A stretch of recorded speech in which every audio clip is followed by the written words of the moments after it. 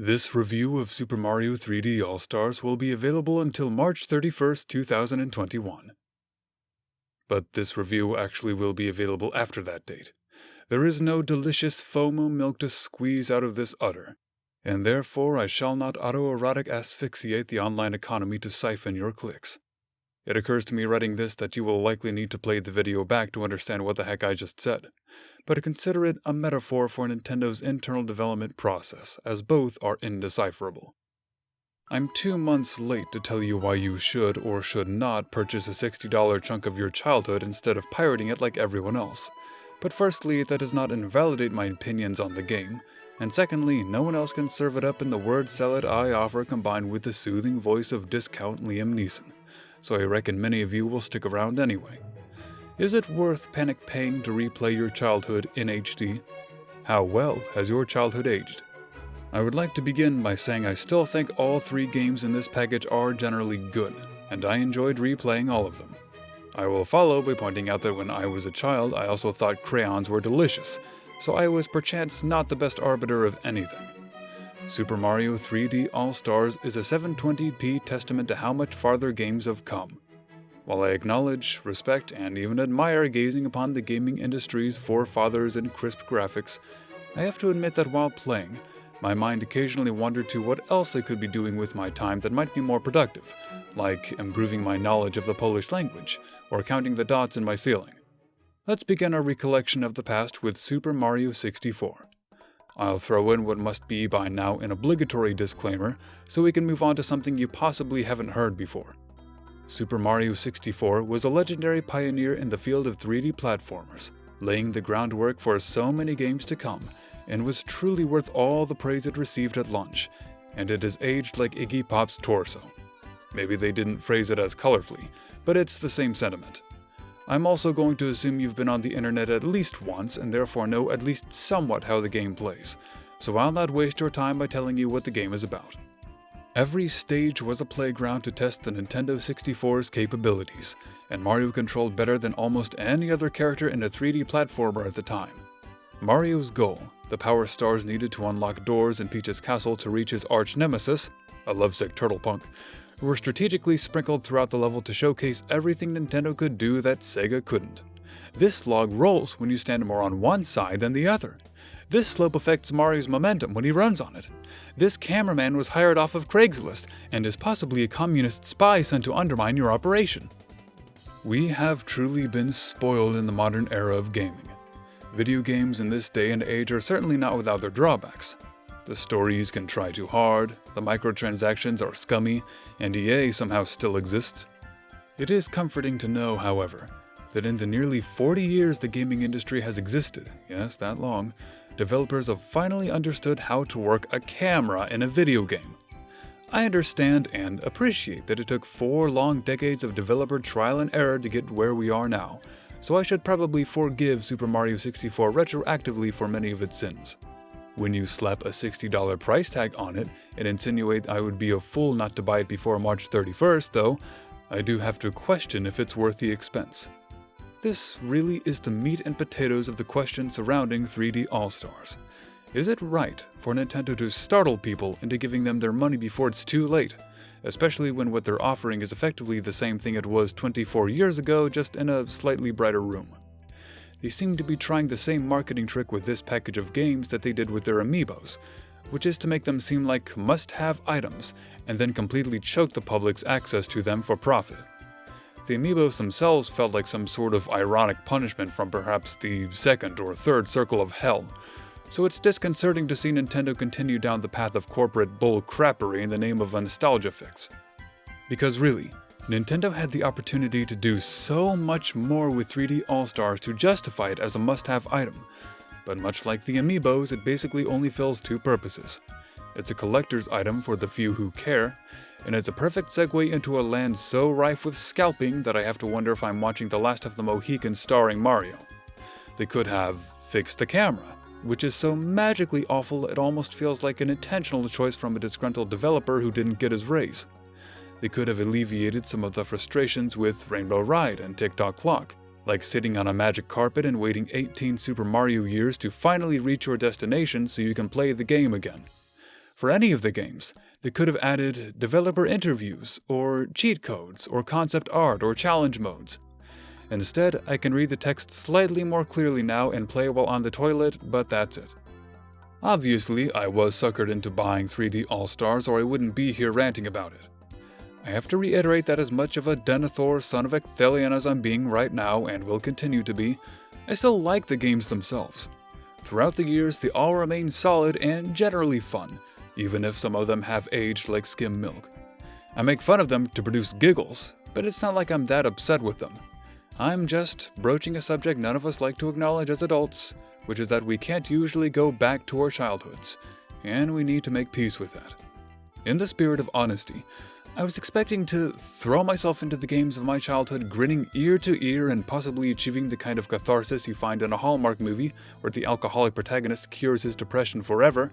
But instead, I felt surprisingly hollow playing through all 3 games in the package. It worked for me as a kid because there wasn't much better out there, and Samus is a girl was still the biggest gaming plot twist since it turned out the E.T. video game didn't sell like they'd hoped it would.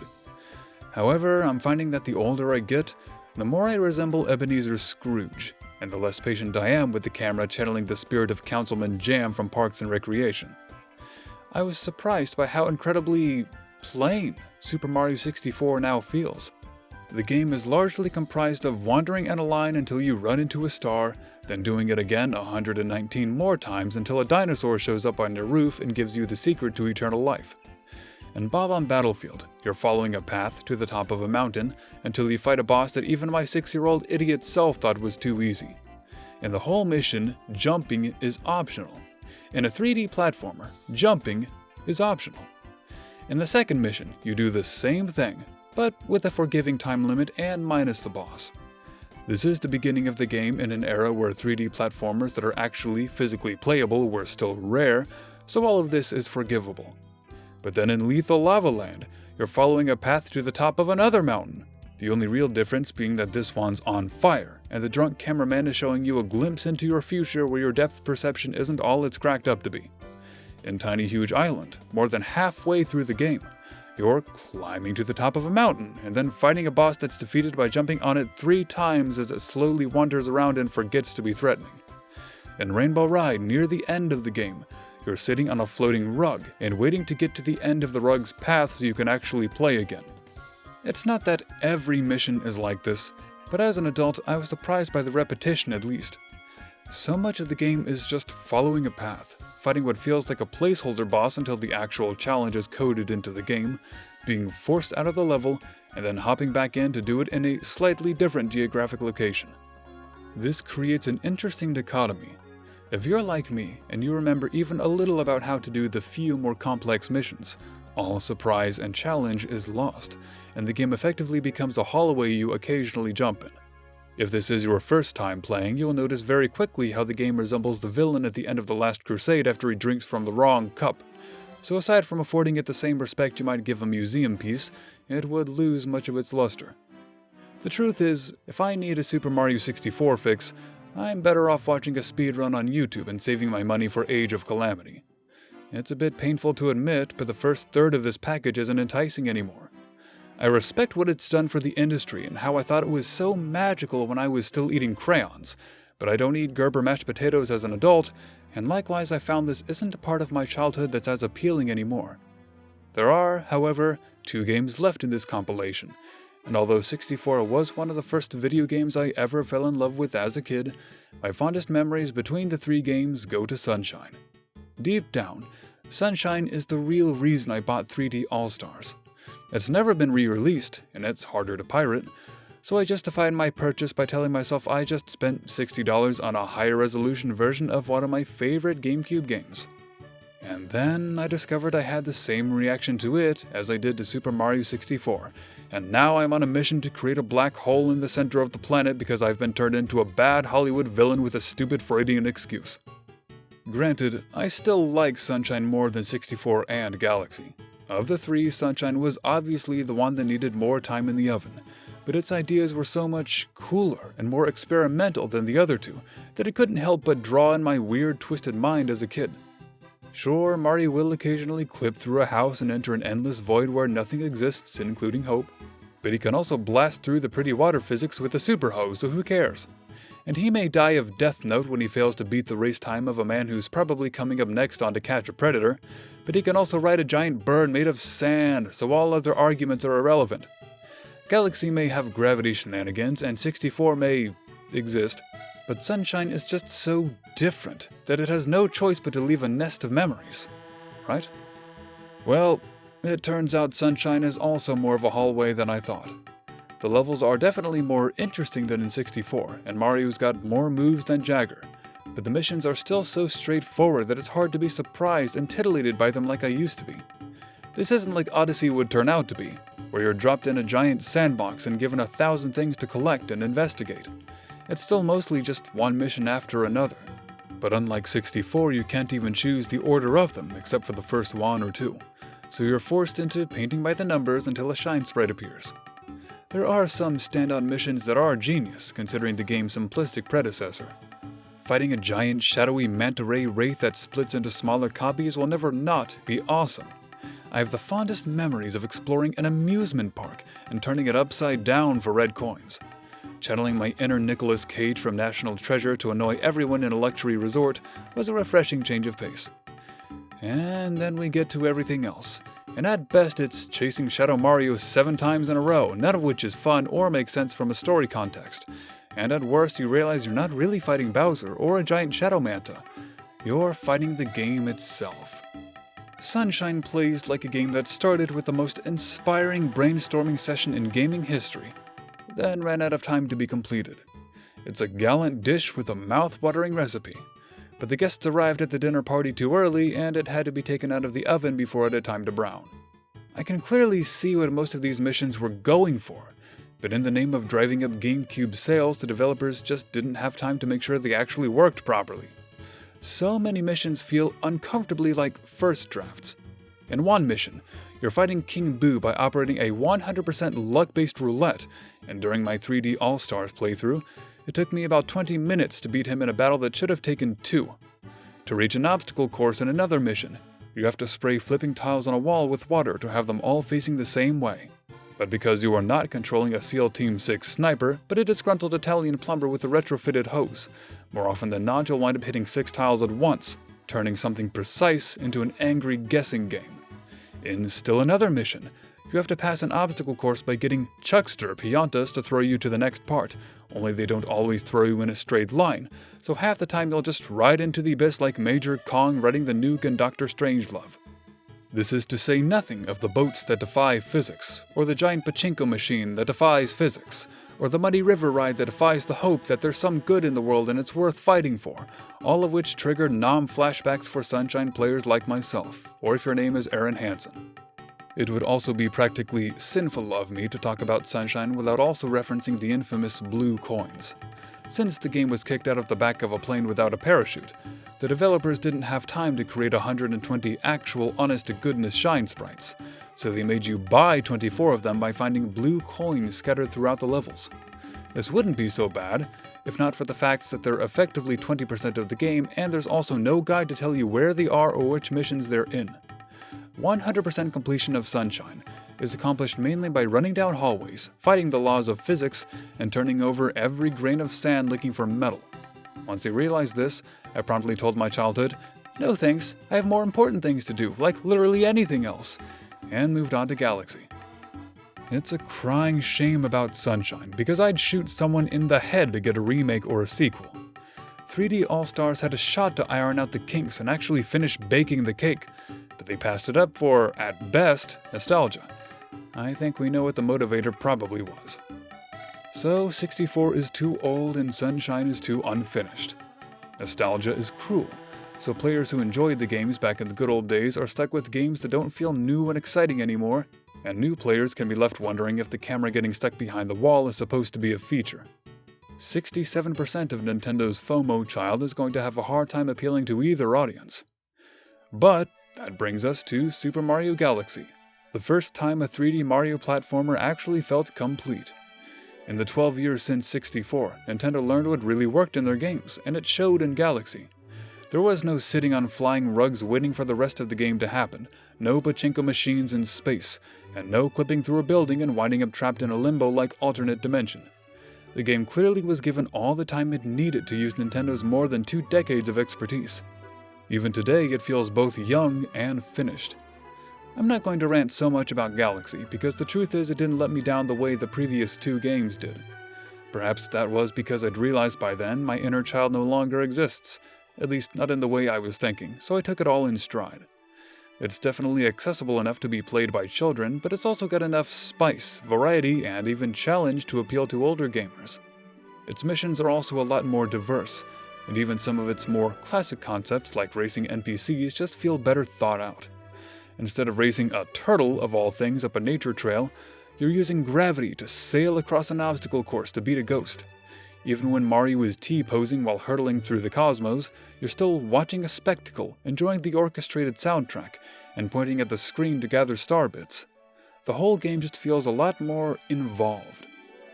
If there is a complaint to be levied at the game, I guess it's that it strangely doesn't feel as unique. 64 is old but nostalgic, and Sunshine is broken but just crazy enough to work. In Galaxy, every stage is an obstacle course of some sort, but outside of the space aesthetic, there's not a lot to make me feel like I'm playing any other platformer. It's linear, like Sunshine, but with only 3 missions per level, not counting the hidden stars or the comets, which remix the difficulty on some of them. Sunshine Sirena Beach may have had a broken casino and leaky bathrooms, but I really felt like I was somewhere new and cool. In Galaxy, I may be on a small green planet, a small brown planet, or a small white planet, but in spite of the large level variety, most of them ironically look the same. They're all just small planetoids floating through space, and half your time is spent blasting between them, so there's not much of a sense of exploration or immersion. They're just thinly veiled obstacle courses to try out some admittedly cool gameplay ideas. And in the end, it's worth it, I think, because the game still comes across as ambitious and intuitive, and it all paved the way for the infinitely superior Super Mario Odyssey.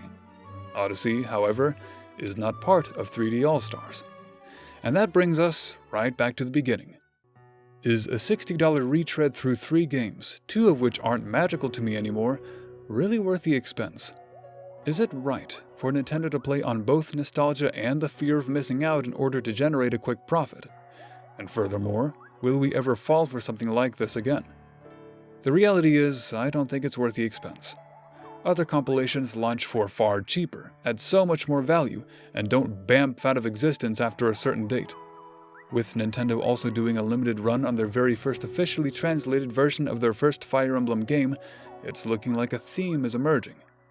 In the days of the plague, more than ever we're looking back on older, better times. So it's tempting to think a 30-year-old game that is borderline unplayable by modern standards is going to fill a nostalgia-shaped hole. I guess it's best to realize now that it doesn't usually happen. Through my observation, nostalgia goggles only work if you experience something in your childhood and then stick with it through your adult years. It becomes part of your identity, and people fight hard to protect their sense of identity. If you have a good experience in your childhood and then don't come back to it for 20 years, it's hard to muster up those dregs of nostalgia because you're an adult now, and your perspective on life has shifted. You know, you once played it and liked it, but in some ways it's like you're experiencing it for the first time all over again, and if it's not all that in a bag of chips this time, your childhood is about to get punched in the gonads. In short, maybe we shouldn't go chasing our childhood so readily, especially if it's at the whims of a marketing team basically attempting to peer pressure you into taking nostalgia drugs. I can have fun playing an admittedly simplistic and outdated platformer, or I can have even more fun taking a walk and getting some fresh air, or learning a new skill, or spending money on a brand new game I actually want to play without feeling pressured into it. We can vote with our wallets, but we can't necessarily stop corporate giants from doing things that make business sense, and without a net and a roll of duct tape we can't stop anyone from feeding a machine. We can, however, reflect on ourselves and what we really want out of life, what we're willing to sink our time, money, and emotion into, and decide if it's worth it for us. For most of us, our childhoods are gone. There are many things I wish that still were, but they are not. I can't bring them back, and it's difficult to recreate even the things I felt when I was a kid.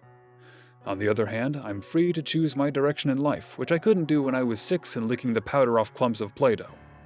I'm free to pursue new experiences and replace fading memories with fresh new ones. This video serves as a reminder to myself to maybe stay in my seat the next time someone tries to exploit my fear of missing out, and maybe it'll encourage you to keep a level head too.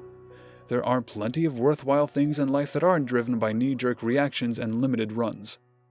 But at the same time, if anyone watching this has the capability to make a Super Mario Sunshine 2 happen, do it. I will use my level head and my good judgment to buy the heck out of it. I'll just do it on my own time and in full possession of my senses, that's all.